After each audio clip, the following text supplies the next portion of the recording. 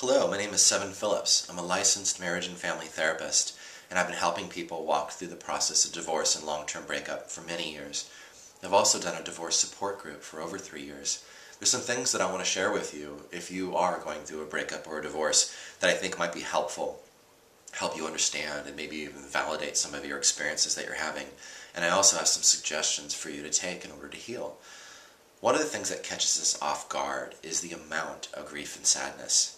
We're not prepared for it, and it oftentimes could last longer than we ever thought it would. It's normal, and it happens to most people, and it does end whether you think it's going to end for you or not. One of the things that's a byproduct of that is that sometimes we feel that we're a burden to our family and friends because we're sad so often, and that tends to want to make us isolate. Another thing is that if you were the one that didn't have the decision to end the relationship, and you're probably left feeling powerless, that you didn't have a choice, that maybe you're resentful that you weren't given the opportunity to work on the relationship. And it offers us a really unique position to heal. And most likely, it's hit you in that soft spot of feeling betrayed or abandoned. And so these are just some of the elements that need to be talked about and healed. Another factor that most people who haven't been through this don't understand is it's not just the end of the relationship that you're facing. Everything is changing. You're moving, finances have changed, your relationships to some of your friendships are changing, and if you had children, the family unit's changing.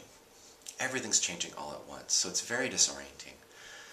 Another thing that I feel, even if we can get over or accept that the relationship's over, sometimes we're still grieving the loss of the hopes and the dreams that we had for our lives.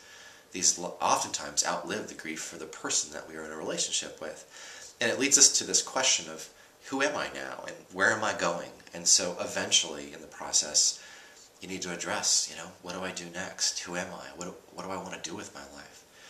So these are all just ideas that I have of things that are normal to come up in a divorce process. One of the suggestions to heal is a book. It's called Rebuilding. It's by Bruce Fisher, and it's an excellent roadmap. It helps you understand the process, the emotional process that you're going through. The other is the tendency to isolate is pretty great. And I'm suggesting that you push the envelope as much as possible and show up to things. Go work out, go walk to the beach, whatever it is that you do. Specifically on the days that you usually spent with your partner, book appointments in your calendar ahead of time every week during those days as much as possible with your friends, and have things that you can look forward to are all great suggestions. And lastly, join a support group. Check Craigslist, meetup.com, find a good, small group that's led by a professional, that's a safe environment for you to be in, that you can hear other people's experiences. I can't tell you how amazing it is to see people who are a little further along on the path and see that, oh wow, I can get there too. Or even see people who are newer on the path and kind of know like, wow, I've come a long way.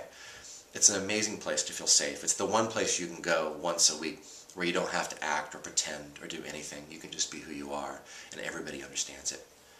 I hope this helps, and I'm wishing you well. Thanks.